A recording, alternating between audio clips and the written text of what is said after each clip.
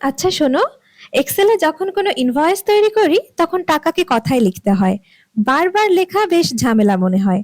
কোনো শর্টকাট আছে? তাহলে এত কষ্ট পোহাতে হতো না। আছে।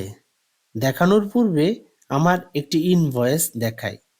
দেখেছো, এখানে কোনো অঙ্ক সংখ্যা কথায় লেখা নেই। ফলে এক্সেল শিটটি তোমাকে প্রথম ওপেন করে ডেভেলপারে গিয়ে ভিজুয়াল বেসিকে ক্লিক করে ইনসার্ট থেকে মডিউল যে অপশনটি রয়েছে তা চেপে আমার ভিডিও ডিসক্রিপশনে দেওয়া VBA কোডটি কপি করে পেস্ট করে দিয়ে সেভ বাটনটি দিলেই নো মার্ক আসবে।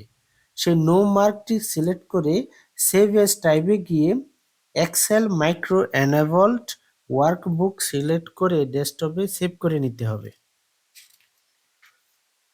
তারপর Microsoft Visual Basic for applications যে ফাইলটি রয়েছে তা ক্লোজ করে যে সংখ্যাটি কথায় লিখব তার জন্য নির্দিষ্ট সেলে রেখে সূত্র লিখব, equal to spell number first bracket total amount, first bracket close দিয়ে এন্টার চাপলেই দেখবে অঙ্ক সংখ্যাগুলো কথায় লেখা হয়ে গেছে। অঙ্ক সংখ্যাগুলো যথাযথভাবে পরিবর্তন হয়েছে কিনা তা বোঝার জন্য কোনো একটি অঙ্ক সংখ্যার ফিগার পরিবর্তন করে দেখতে পারো।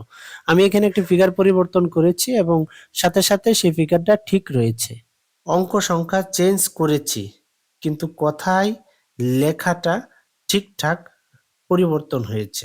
সুতরাং অঙ্ক সংখ্যাকে এভাবে আপনারা পরিবর্তন করতে পারেন। ধন্যবাদ আমাদের ভিডিওটি দেখার জন্য। ভালো থাকবেন।